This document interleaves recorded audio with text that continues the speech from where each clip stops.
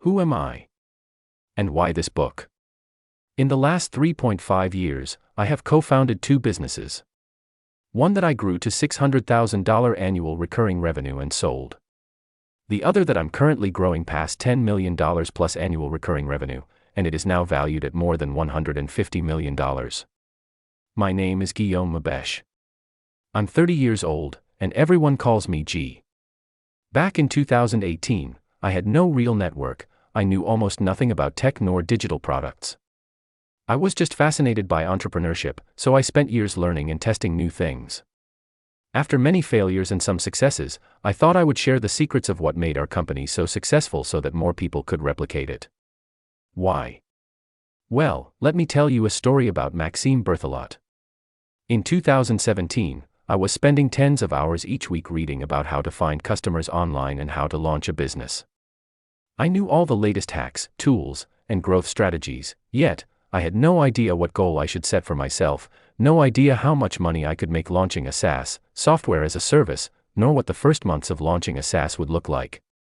That's when I stumbled upon an article written by Max. Max detailed every step of how he made $170,000 in 2 weeks from his launch. The title was clickbait, but the article was super interesting with tons of actionable advice and was fully transparent. They actually only made $50,000 out of the $170,000, etc. It was the first time I saw an article where people shared actual numbers in all transparency, 0 filters. I found it really inspiring, and it gave me tons of ideas. From that day on, I decided to document everything at Lemlist. I wanted people to feel the same inspiration I had while reading Max's article. Because in the end, that's what pushed me to set higher goals for myself.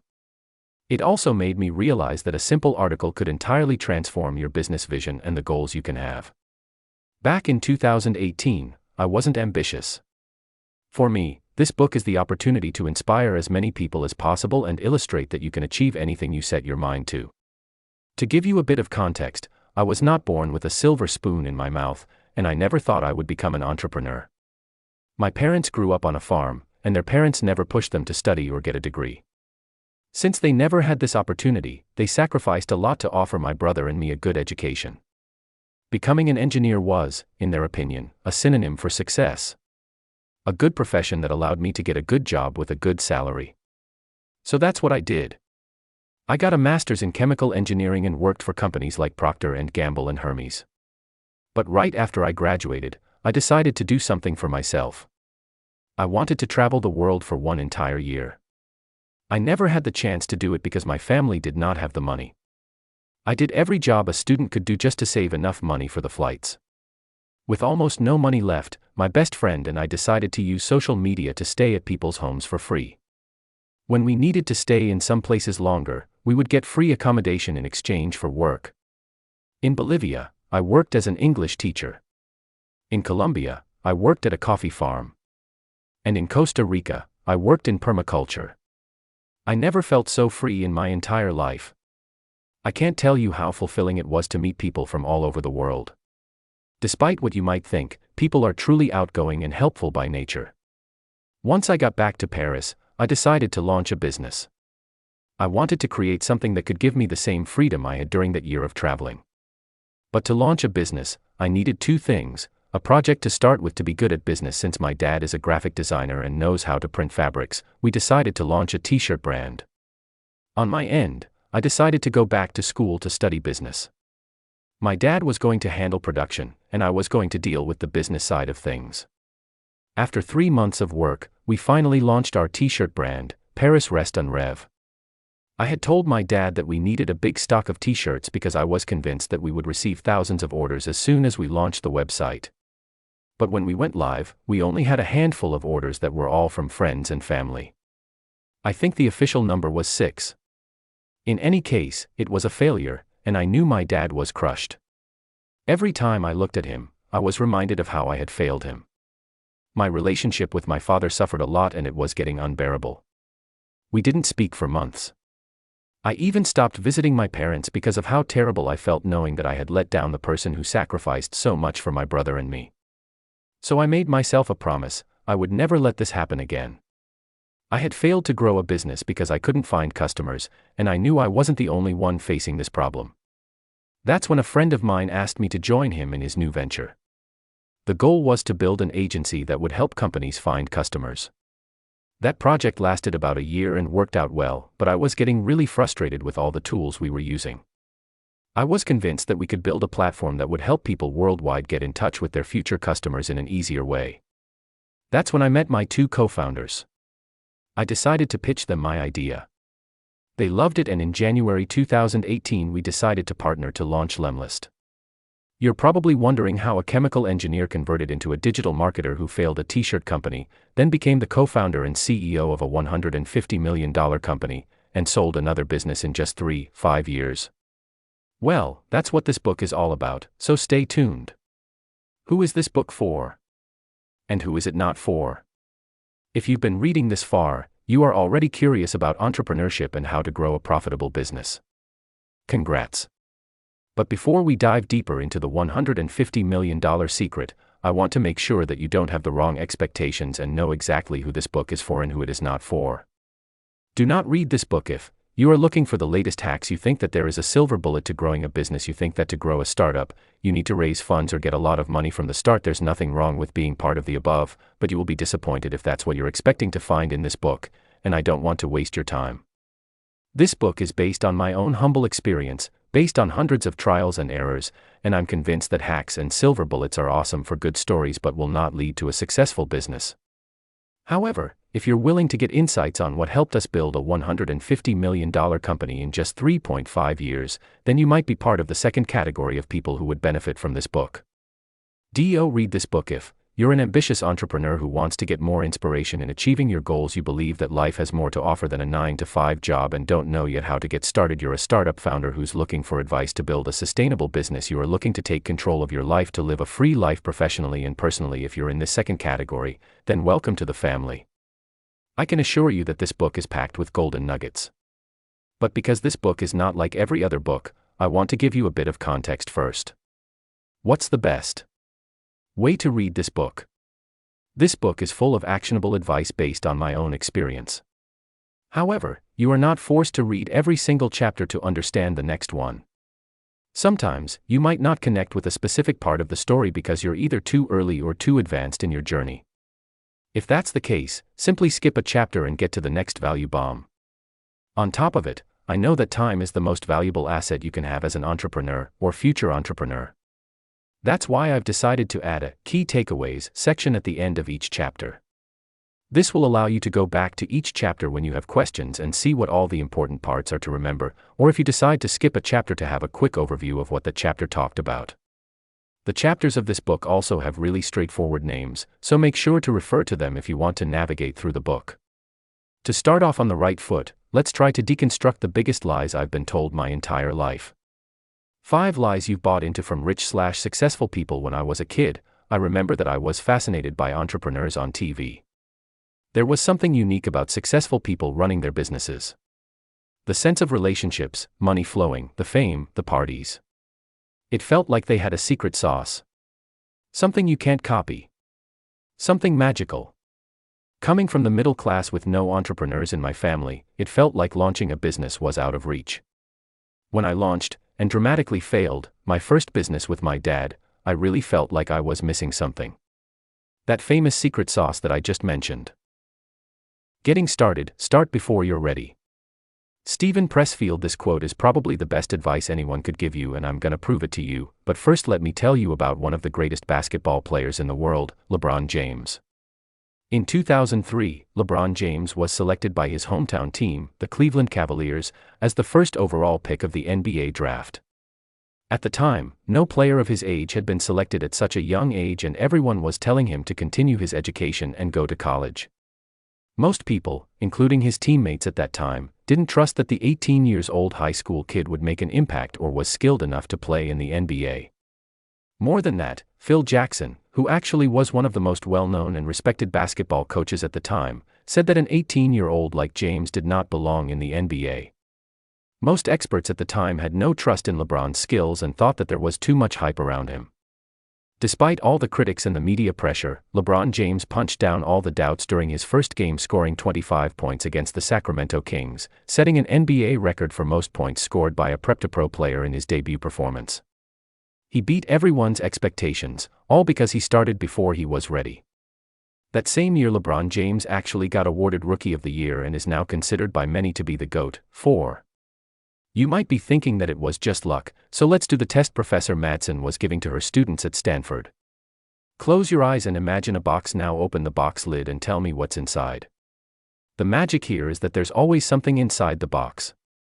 You can do it another time and the thing inside the box might change, but there's always something inside. Our unconscious will always provide. In the end, it doesn't matter if everyone is telling us that we're not ready, because our unconscious will always provide a solution. We will always learn new things along the way and grow as a person. Before we can dive deep into the best way to get started and what mistakes to avoid, I want to go back to years of paralysis. Years of not being able to launch any project on my own. Why the fear of starting? Before I started my first business, I was really scared. Scared that I would not be able to generate enough sales to get a salary. Scared that I could lose money. Scared that if I failed, people would look down on me. I spent months procrastinating, over-preparing, and self-doubting myself for a launch that, in the end, generated 6 sales. I realized that getting ready is really comfortable. During this phase, you have no real leap. On top of it, it's quite fun as well because there's Northwest commitment in place. The issue is that over time, you feel distracted since you don't know what you are doing and therefore you need more time to get ready. This never-ending circle caused many of my friends to freeze and never really get started with anything or launch too late. Now that you understand why every entrepreneur felt the fear of getting started at least once in their life, here are a couple of things to help you get started. 1. Trust the process. Getting back to the story of LeBron James, it wouldn't have been possible for him to score a record in his first game if he hadn't taken the leap of going against what people told him to do.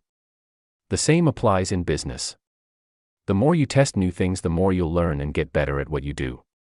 2. Momentum is key. When we decide to get started, we turn all our emotions, whether it's fear, passion, ambition, etc., into energy. This energy is turned into action. And when you take action, this is when momentum steps in. To explain momentum in a simple way, you just have to think about going downhill on your bike. You're still going forward without any effort. Before you start getting momentum for your business, you might wonder whether you should start alone or with someone else. Let's dive into this question. Alone or with a co-founder? If you want to go fast, go alone.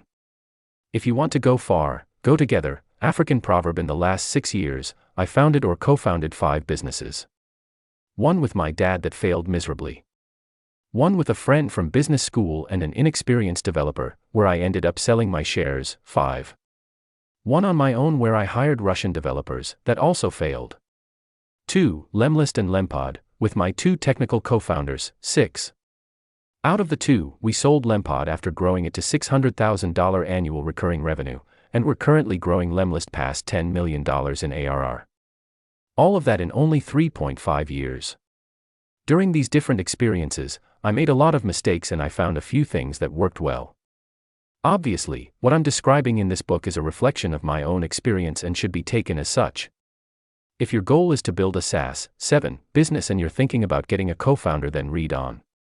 Finding the right technical co-founder can really be a pain in the ass. The demand for software engineers is extremely high while the supply is really low. Good software engineers are so rare that they are considered gods. Decent programmers are the prominent majority and they probably receive as many jobs offer as good programmers. There are many more bad programmers than good ones, but due to high demand, they tend to also find jobs quite easily. So, how do you meet with your technical co-founder? There is no silver bullet, but let's check out some of the mistakes I made and how you can avoid them. Mistake number 1, you don't know what you don't know. I joined a startup as a co-founder where the CTO was a bad programmer. At first, my other co-founder, who hired the CTO before I joined, thought our CTO was a rock star. However, after a few months, I realized that every single time we were reporting bugs or trying to define a product roadmap, he was giving us the exact same answer: it's all technical stuff, it's difficult to say how long it will take. It takes time. If you have no clue about programming, it's very difficult to judge how much time a task will take. Eventually, after talking with other founders and technical experts, we realized that we hired the wrong person for the job. So how do you know if someone is a good developer or not? There are two things you can do. The first thing is to find someone in your network that has done it already. Ideally, someone technical will be able to help you during the hiring process. If you don't have that person in your network, reach out to existing CTOs of products you like, share your struggle with them and ask them what type of things you should look out for. Otherwise, if you can't do that, you should ask to check out the projects the programmer has worked on before. Ask him if you can have a look at his GitHub to see the way he has been programming. Is the code commented? Were the projects very similar to one another or different? After realizing that the CTO was not good enough, we had to let him go and we decided to become a growth agency. Knowing that my goal was to work on a SaaS project, I decided to sell my shares in order to start a new project. This time, on my own. I didn't know any CTO available and I didn't want to spend months looking for one, so I decided to hire someone on Upwork. If you don't know Upwork, it's a platform to hire freelancers online. Unfortunately, this is where I made my second mistake. Mistakes number 2, underpay and no deadlines. Looking at this situation, I want to kick myself in the butt for being so stupid. So I hope that it will help some of you. At the time, I had very limited resources since I sold my shares of the previous project for about $1,500. My plan was simple: find a freelancer who could build an MVP, 8, with the money I got from selling my shares. Built. But let's face it, it's always a struggle to find the right problem to solve. Do you know why? Let's imagine that you don't brush your teeth for 3 days. If you start talking in a crowded room, everyone will probably smell your bad breath. But you won't. Even though your mouth is just right under your nose. That's the same thing with problems. We tend not to notice nor remember the problems we are facing on a daily basis. Let me tell you a story about an Italian tractor manufacturer, born to Vigneron in Renazzo. His company was successful enough so he could afford to drive a Ferrari, but he got frustrated by the size of the clutch. He decided to visit the one and only Enzo Ferrari. He tried to explain his pain and expected Enzo Ferrari to take it into consideration to improve his Ferrari cars. But here was Ferrari's answer: let me make cars. You stick to making tractors. Really pissed by his answer, the tractor manufacturer decided to launch his own sports car brand. His name? Ferruccio Lamborghini. In 2020, Lamborghini was valued at $11 billion, not bad for a tractor manufacturer. What pushed Ferruccio to launch his company was a pain/frustration he was experiencing. If you look at my entrepreneurial journey so far, I tried to focus as much as possible on the problems that I was facing. I built a lead generation agency to help people find their next customers because I couldn't find customers with the t-shirt brand I built with my dad. I wanted to build Lemlist because all the tools I was using for the agency were not allowing me to personalize my sales prospecting enough to build better relationships. I wanted to build Lempod because I was frustrated with manually interacting with my friends' LinkedIn post URLs and I thought we could automate that. Focusing on problems I was facing gave me the confidence of knowing that it will be helpful to me, and knowing that something that is helpful to you is, in my opinion, the best way to get started. First, because you'll be your first user and best critic. Second, because with the ups and downs of entrepreneurship, when you know that what you're working on is helpful, it gives you enough courage to continue no matter what. And on top of it, let's face it, with 7 billion people on the planet, if it's helpful to you, it will also be helpful to thousands of other people too. But before focusing on the problem you can face, here's the best way to find more problems and build a successful business from the start. It comes down to that secret formula that I called service audience success. Service audience success. A lot of people, especially in the tech world, hate the idea of creating a service business. They think that it is not scalable because, in the end, you'll end up charging for people's time no matter what you do. True.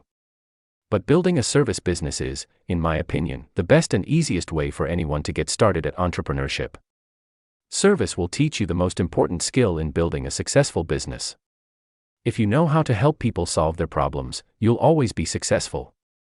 When I launched my lead generation business, I had no clue how to do sales prospecting. But I knew that finding customers was a pain for many businesses. I knew it because that's how I failed my first business with my dad. So I started to reach out to people asking them if they wanted to get more meetings with potential customers. At the time, I had very limited knowledge of how to do it. But once I saw that I could convince people that I was the right person to do it for them and that I was getting paid to do it, I instantly knew that this service was bringing value to people. I spent a lot of time online learning how to do sales prospecting while I had clients paying me to do it. Pretty sweet, right? As our business started scaling, I was able to touch base on customer support, sales, marketing, and hence, pretty much all the aspects of running a business. The reason why selling services is so cool is because it allows you to get paid to learn a new skill. Once you've convinced someone that you can achieve something, you have a much stronger motivation to learn how to become the best at it and deliver results. Earlier in this book, I explained why most people are afraid to get started with entrepreneurship because they feel like they need to risk it all. That fear of the famous leap of faith. Risk it all or die. In reality, anyone could run a business. But most people are afraid they won't be able to make money out of it. Which makes sense. We grew up our entire life with the traditional path of going to school, studying as long as possible to get the best degree, and then getting a good, safe job. Starting something on your own is new by definition, and therefore scary for most people. But starting as a freelancer or building an agency is literally the best thing anyone who's scared to get started can do. It allows you to break that false belief that you won't be able to generate money on your own. Once you know that, anything can become possible. If you're wondering what you can do to get started with that route, here are some skills you can learn online that don't require any particular prior skills. Copywriting ads. You can even niche it to Facebook ads, Google ads, Pinterest ads, LinkedIn ads, etc. Cold emailing. 11. Web design, building websites, SEO, search engine optimization. 12. Email marketing. 13. Social media marketing, and the list goes on. If you feel like this is a path you want to try out, you have two options. The first one is to learn a skill and then get started. The second one is to start and then learn the skill. If you remember the first chapter, you know what I'm gonna say. Get started first. Let's take the example where you've decided to learn how to do Facebook ads. To get started, I would go into a Facebook group of entrepreneurs or startups and write something like, by doing this, you'll create a viral post, since you're offering something really valuable for free. Once everyone starts commenting, the post will get more and more reach, allowing you to get even more people interested. You can also ask a couple of friends to comment at first in order to boost the initial reach. To make it simple, the virality of a Facebook post depends on its engagement.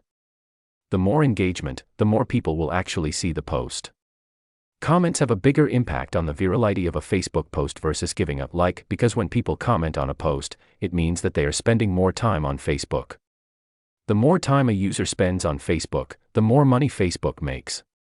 The business model of any social media platform is to make money through advertising. And to be able to sell advertising, you need to have active users. For Facebook, the more active their users are, the more money they can make. So when someone comments on a post, it means, for the Facebook algorithm, that the content is engaging. Therefore, the post will be rewarded by being showcased to an even larger audience. If the larger audience engages, then the post can become viral. Let's go back to our post where we asked people to comment in order for you to help them for free. Based on all the engagement on the post, you'll then be able to select the project you like the most. In that case, I would ask people how much they want to spend on ads, what the company's revenue is, etc. On December 8th, after 2 months of hard work and trying to understand why he didn't work the first time, Langley attempted another time. This time with much more confidence. But despite Langley's effort, he failed another time. What no one knew at the time is that hundreds of kilometers away from Langley's failed attempt, 2 brothers, called the Wright brothers, were able to fly an airplane for the first time in history. No journalist was there. No media coverage. No fanfare. Just 2 passionate brothers that made their dream come true through hard work and focus. To me, this story illustrates why fundraising is not a recipe for success and why bootstrapping can sometimes win. I'm not against fundraising in any way, and I think that for some companies it's actually mandatory if they want to grow or conquer new markets. But if you've decided to bootstrap your company, you should always remember the Wright brothers' story.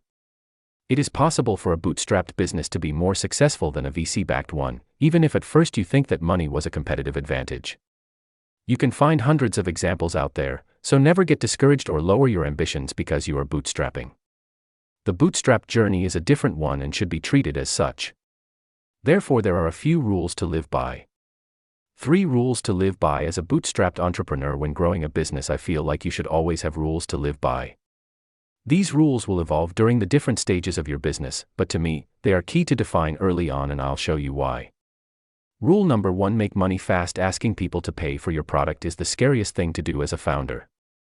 You feel like your product is not good enough, that it doesn't yet deliver the value you'd want it to deliver, that it needs more development work.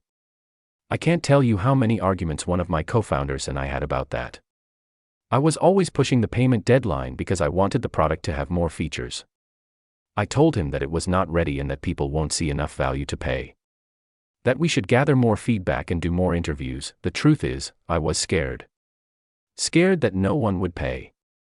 Scared that all the work we had put in was useless, scared to be a failure again. On the other hand, having launched many SaaS products in the past, he knew that it was the only way to get real validation. He knew that without having paying customers, people could tell you pretty much anything they want in order to make you feel good about what you're building. He knew that it was the only way to really start calling our project a business. And he was 100% right. With time, I've realized how wrong I was. Even if it is scary at first, it's extremely important to ask people to pay for your product or service.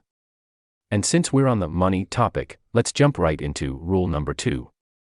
Rule number 2: pay yourself first. Increase your salary often. This rule was probably the most difficult rule to live by for me. Being in charge of the business side of things, I've always wanted to invest the earnings as much as possible back into the business. When you live with very little money, you get used to it, and what matters the most in your eyes is the growth of the business. However, with my 2 co-founders being older than I, and with different needs in life, we decided to set this rule as something we must follow no matter what. We need to increase our salary often, so the growth of the company should be tied to our own revenue growth. When I look back at this decision, I really think that this was one of the reasons why we grew so fast. As the company's revenue grew, we were increasing our salary every quarter.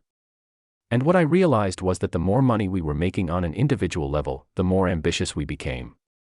If you're getting a salary that, step by step, becomes way higher than what you could actually spend in a month, then you start valuing things differently.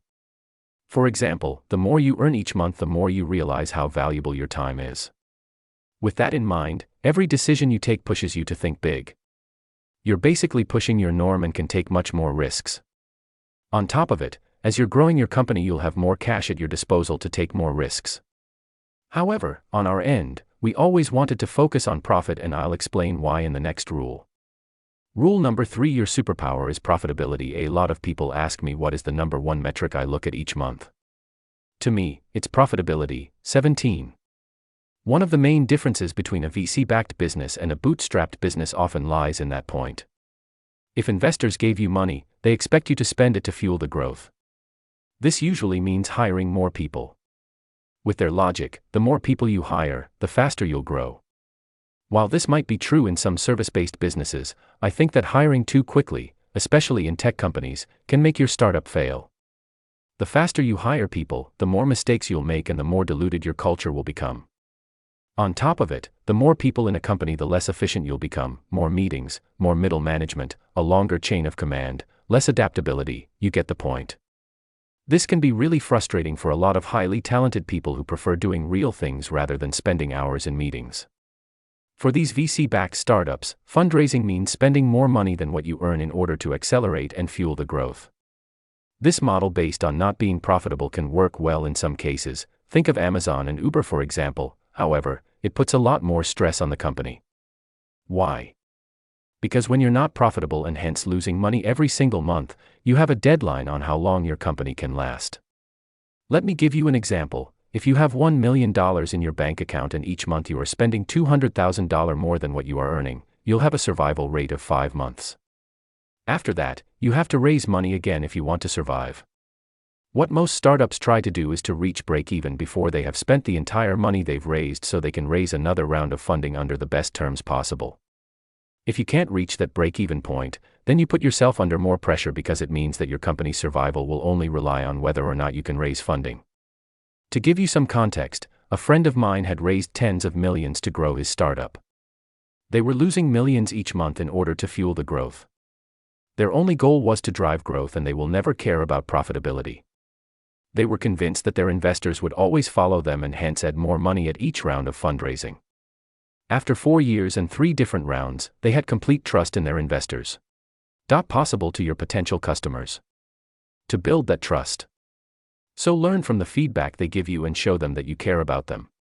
But always remember that the value you provide comes at a certain price. That's why it's extremely important to get them to pay for your product as soon as possible.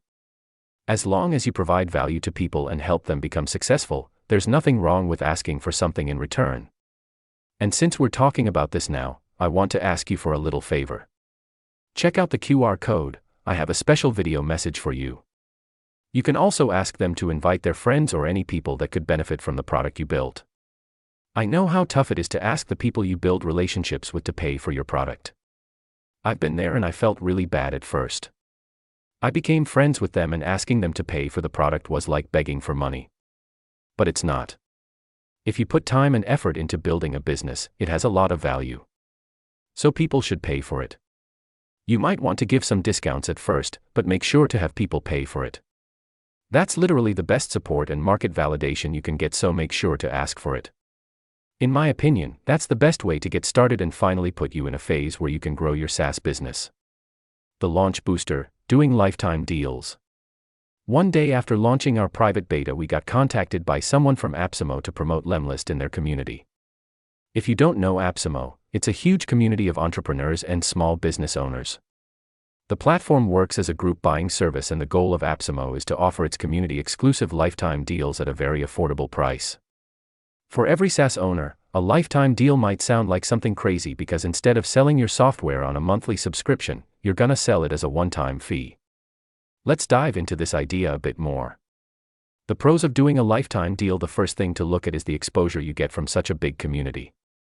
If when you get started you don't have a strong community and audience, then having the chance to have your software promoted to hundreds of thousands of people is huge. On top of it, it's a great way to get some cash really quickly and validate your business idea. Having potentially thousands of customers in 2 weeks is an amazing way to gather tons of feedback to build the best product ever. On top of it, AppSumo has a kick-ass marketing team that will help you craft the perfect copy for your software and work on your value proposition.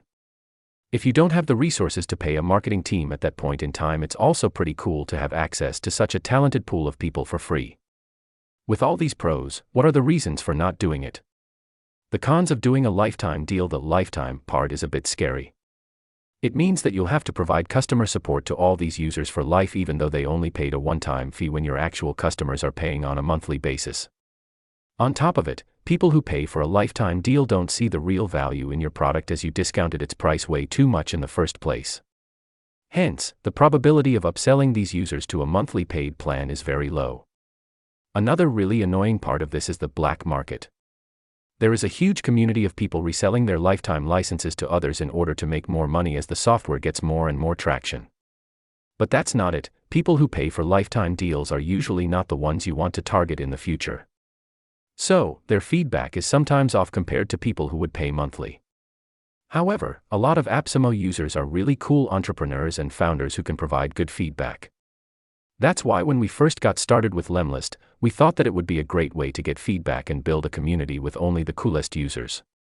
So we decided to go for it 3 months after launching our beta. How much money should you expect with an AppSumo launch? During the launch, AppSumo gave us access to a pretty simple sales dashboard to track the number of sales/refunds we had each day. I know that you probably started to take out your calculator, so don't worry. Here's the recap at the end of the 14-day campaign. 3,304 new users, $161,896 in sales, and that was only 3 months after we started to work on Lemlist. You might think that's a ton of money for a 2-week launch. True.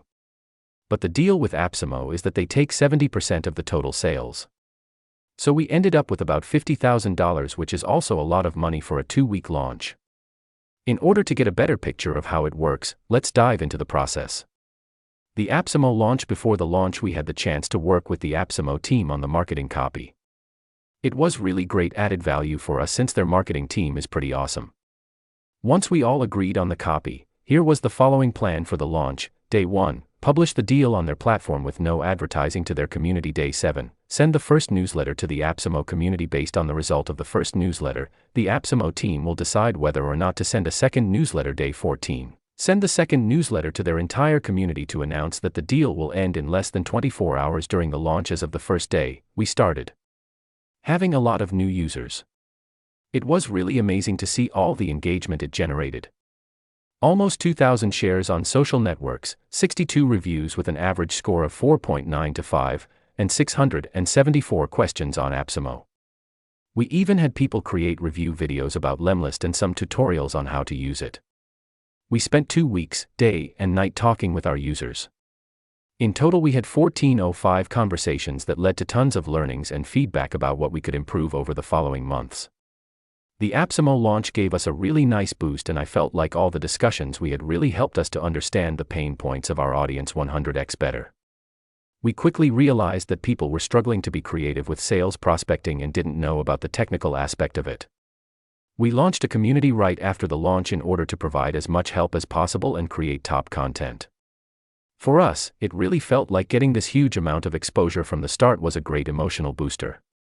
We finally had proof that people would pay for our software. But they had only paid for a lifetime deal, so we needed real validation.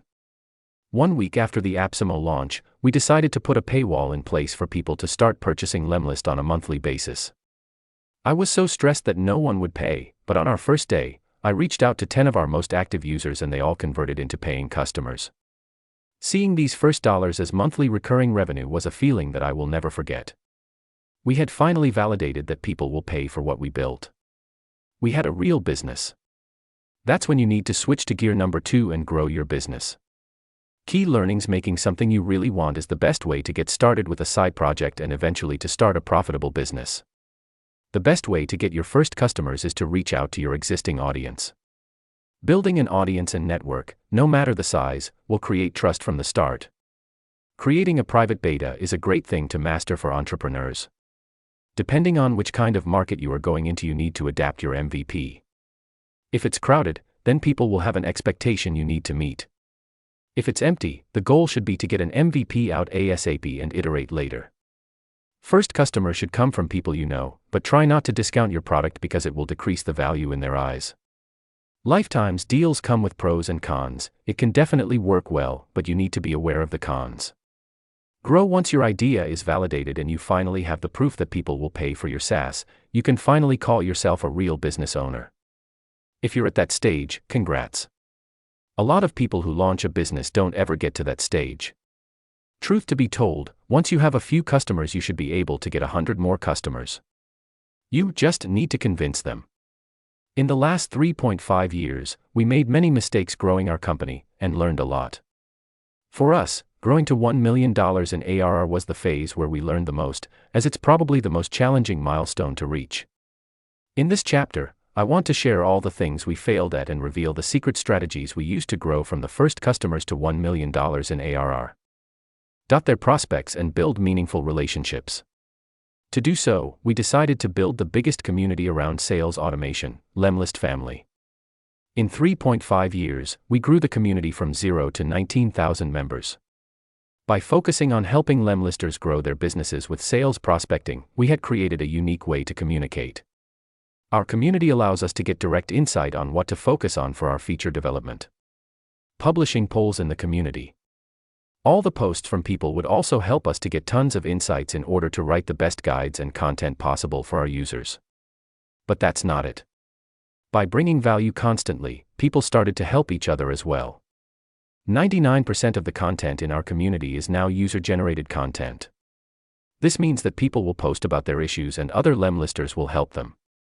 By creating this movement of ambitious entrepreneurs who are here to help each other succeed, we created a whole new world. A safe world where it's okay to talk about failures and challenges. A world where people will help each other because they know that being a Lemlister means having the ambition to become the best version of yourself to grow a profitable business. But to build and keep such a high-quality community, we had to be very selective from day one. Both when it comes to the people who joined the community but also about the posts people published. No promotion, so spam, no hate, only love and good vibes. With all these insights from our users, we were able to write the most actionable guides, since everyone in the community was happy to share their internal processes. Some of our guides were actually reshared by companies like Pipedrive and gave us even more visibility. Having Pipedrive sharing our content with their community, because the power of a community relies on co-creation, we decided to get in touch with the best lemlisters in order to share the best tips and tricks about sales prospecting. In order to push this co-creation even further, we decided to launch a new type of weekly content called Lemlister of the Week. The best campaigns from lemlisters explained. Essentially, each week, we pick a lemlister who had amazing results with her sales prospecting campaign, and we explain why it worked. From the targeting down to the copy. Top performing email from a lemlister explained. By doing so, people were able to see what other lemlisters were doing in order to replicate the same strategies for themselves. For us, it's such an amazing way to get closer to our users while at the same time providing a lot of value to our community. And for the Lemlister of the Week, it's a great way to get tons of exposure. On top of that, we even had some really cool and not so traditional success stories, like when a lemlister decided to send a personalized wedding invite with Lemlist, getting a 95% click-through rate. Post in our community from Uri, who used Lemlist for wedding invites. More than just a community, we really consider the Lemlist family as our family. Being part of the community is not just about getting help on a specific topic. It's about joining a movement of ambitious individuals. Being part of a group of really cool people who are ready to spend time helping you if you need help. Because in the end, we know that we're all in this for the long run. That business is a marathon and not a sprint. That business is not always about profit and money. That business is about meeting people worldwide and learning from each other. And ultimately, by creating all these awesome relationships, you will succeed to build a kick-ass business. Having this awesome vibe in the community, we wanted people to be able to follow our journey. That's why we started what we called Build in Public. Community first, building in public. I started to build an audience way too soon. No one ever. I've talked a lot about audience building in this book and why it is so important to build a community even before you actually start your business. As you'll grow your business, you'll see that the way you build your audience and network will evolve in order to adapt to your business scale and goals and objectives. Why build an audience-first business? I can't count the number of influencers who became millionaires almost overnight when they decided to launch their own brand. We've seen this a lot on Instagram, with lifestyle influencers turning into business owners. We can think of Kayla Itsines, a fitness influencer who created a $46 million business by launching her own training and nutrition program.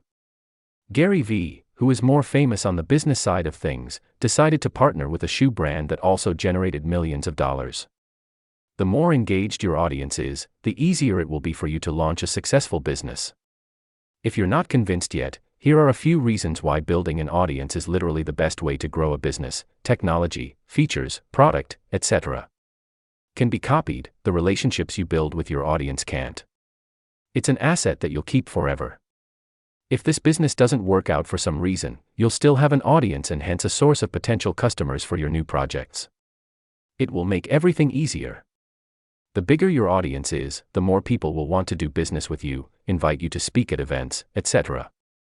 How do you build an engaged audience? For us, the key was helping other people achieve something they can't achieve alone.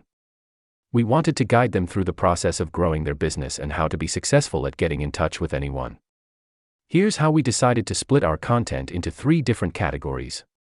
1. Helping people succeed. In this category of content, you should focus on what success means for your audience. For Lemlist, we know that success to our audience means growing their business and acquiring more customers. So, a lot of my posts were focused on giving the best resources to write good cold emails in order for them to meet with more potential customers. 2. Building in public doesn't always mean bragging in public. I know that you're probably wondering how the hell to get started with content. How exactly do you find ideas? I've been there. But to be honest, you just need to get started. The ideas will come afterward. It's the same mechanism as the box story I mentioned earlier. Documenting what you do is the easiest way to get started, as you simply have to detail your updates. For example, every time we hit a big milestone, I would write an article about it and also share a post on LinkedIn. Sharing your wins is a great way to show your audience that you are growing and it's exciting for them to be part of this adventure. It makes them want to follow you, even more, to learn how you manage to do it. But the build in public way of doing things is different from brag in public. You should also talk about your failures to show the reality in full transparency. Here, for example, I recorded a video about how we lost our biggest customer. In the video, I give the exact details of why we lost that customer, how much they were paying, etc. Was I happy about this? Hell no. Was it an easy video to record? Nope, but I explained why it happened. Why, sometimes, your biggest customers are not a fit anymore. In this case, our biggest customer was a US political party that was using Lemlist for the US election. Once the election was finished, they obviously didn't have the same needs. So they decided to stop their subscription. *T will always hit the fan in business, and it's okay to talk about it because you're not alone. It will show that you're real, and people will connect with you on a much more emotional level. In September 2021, I was expecting to make at least $200,000 during a webinar. I documented everything because I was convinced that we would nail the objective. But in the end, it was a massive fail. We chose the worst date possible, had sound issues during the first 15 minutes of the webinar. I lost my temper because of the technical issue, since I'm part Italian, that can happen sometimes, and the attendance rate was the lowest we had ever experienced due to the date. I could have just not talked about it and moved on, hidden it under the carpet. But I felt so bad about it, and I was so disappointed in myself that I learned a lot. And if by sharing this story I could help other entrepreneurs to feel less lonely or even to learn from my mistakes, then it's all worth it. Yeah, I won't be that guy who succeeds in everything he does and shares it on social media. Subject line: I've got a story for you here. The subject line is intriguing. Everyone loves good stories. And that's something you should always aim for. Trigger curiosity with the subject line. Why? Because if you want people to read your email, they first need to open it. Then comes the email itself. Let's take a look. Hi, First Name Team, my name is Guillaume and I'm the CEO and co-founder of Lemlist. I've listened to a few episodes on your podcast and I think you guys are doing some fantastic work. A little compliment is always nice and is a great way to break the ice. But make sure to make it specific so it doesn't look automated and shows that you actually care. Sentence: this personalized sentence for each person you reach out to is key. It shows that you care and that it's not a fully automated email sent to everyone. You can also use this personalization sentence at the very beginning of your email so they know from the start that you are reaching out to them specifically. I'd love to be your guest on the show. For the past 1.5 years, I've been building Lemlist, an email outreach tool based on dynamic personalization, text, images, videos, landing pages. Our tool helps businesses get more replies to cold emails and makes their sales process far more contextual and human. About me: this section gives a bit of context, but it could have been removed. After listening to your work, I believe your audience might enjoy hearing about my journey. My promise to you is that I'll share an honest and practical story, signing 10K customers and growing 30% mom in a vastly competitive market. Of course, there are a lot of other topics we could be talking about too. How to make personalization and automation work together, building a 2.5K community on Facebook and why that matters so much, leveraging LinkedIn for greater engagement and business growth, bootstrapping your SaaS towards profit by focusing on product and brand. That's the part where you sell yourself and help them picture a story for references and credibility. You can check my LinkedIn profile, link, and an episode 1 did with Nathan Lotka, link. Showing you're a real person and that you've already done it anyways. Would love to hear your ideas and would be thrilled to join podcast. If you're up for it, let me know. Much love. Signature. 2. Getting featured in the press and on TV. To get featured in the press, you need to put yourself in the shoes of the journalists. They tend to write a lot and they sometimes lack inspiration. In this book, we've seen that every solution you can find to a specific problem can generate business. In this case, the problem is the lack of inspiration or the lack of a good story. The solution is to make their lives easy.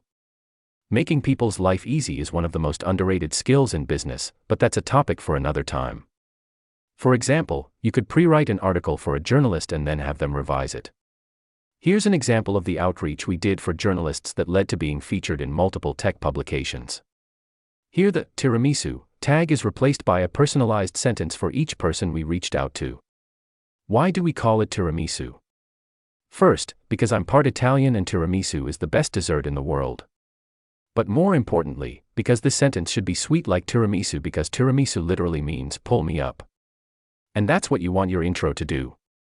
You want to catch your reader's attention from the start. In order to be featured on TV, we decided to go with a PR agency using the exact same framework. The reason why we went through a PR firm is that we needed the warm intros from a trusted source. We got featured on tens of different TV shows, radio, and press channels and generated millions of impressions from it. So far, we've seen all the steps to go from not having money to getting started to build and scale a business doing $10 million plus in annual recurring revenue. But during this journey you'll have several options, as a founder, to sell your company or a part of it. We often talk about total or partial exit. In the next chapter, I want to detail all the questions you might have regarding that topic and also discuss numbers. But before reading forward, I have something exciting for you. Scan the code and register for a secret giveaway. Key learnings: you can boost your brand and get more people to trust you by doing interviews with top industry leaders. By spending time with them asking questions, you get associated with their image and people will perceive you as an expert as well. Processes are key. If you want to get people from the top of the ladder on your podcast/interviews, you need to start small and then keep leveling up. Communities die, families prosper. Your team will be the most important success factor of your company as you grow. The key source of talented people is actually the people you've already hired. Your team reflects your company culture. That's why they need to be 100% involved. Making people's lives easier is one of the most underrated skills in business. Transparency leads to trust. Don't beat around the bush, tell it like it is and people will see they can trust you. Exit: growing and scaling a company is a very difficult job overall. As we've detailed in the previous chapters, the road will be full of ups and downs. You take a lot of risks and put tremendous effort to pull your company off the ground. Once you get to the stage where you're generating enough revenue, you will get to the point where you can sell your company for a life-changing amount of money. The process of selling a company is not very well documented, so in this chapter, I'll detail how we managed to sell our side project, Lempod, after growing it to $600,000 ARR and why Lemlist is now valued at $150 million. I especially want to answer the following questions. Why should you sell your SaaS company? Why should you not sell your SaaS company? How do you know the worth of your SaaS business? How do you find buyers for a SaaS product? What are the different stages to go through until the sale? What are the 4 things to avoid at all costs? Why should you sell your SaaS company? There are many reasons why you should sell your SaaS company, but here are the most common ones. You have an offer you can't say no to. You feel like it's time for you to do something new. You are tired of the risk of building a company. For us, it was neither of the 3 above. With both Lemlist and Lempod growing at a 2-digit month-over-month growth rate, sometimes we felt really frustrated. So obviously not because of the growth rate. We were not able to do all the things we wanted to do for each project, whether it was on the tech side or business side. It took us some time to accept the fact that there are only 24 hours in a day. Lempod's growth from March 2019 to May 2020, Lemlist being our first project, we've always considered it our baby. When we first started, we never thought that we could achieve the same 2-digit month-over-month growth after crossing the $1 million ARR mark. We thought that growing at such speed couldn't last forever, especially as a fully bootstrapped startup, but it did. Such a growth rate forces you to make tough decisions. It puts more pressure on both the support and tech teams. With Lemlist momentum being so extraordinary, we decided to fully focus on its development and try to maintain the same growth rate, even though that meant selling another fast-growing SaaS, Lempod. Selling your SaaS company while it's growing fast is an important factor in the valuation of your product. But I'll go over that part later in this chapter. You're probably wondering why we didn't hire more people to work on each project and keep them growing, and you'd be right. It's always important to know the areas you're good at, but also where you need to get better. As a first-time SaaS founder, I've realized that hiring and scaling a team, at the time, was definitely not the part we excelled at. I needed to become better at it. Trying to scale 2 teams at the same time was not a route we wanted to take, so we thought that selling Lempod and focusing on scaling the Lemlist team seemed like a smarter choice. Why shouldn't you sell your company? When I got started with entrepreneurship, I was sure that the road to success was all about growing a business and then making an exit. Who doesn't like to brag about their new status as an exit founder? But after talking to many entrepreneurs, I realized 3 things. A lot of people who sold their company regretted it afterward since they didn't think about what was coming.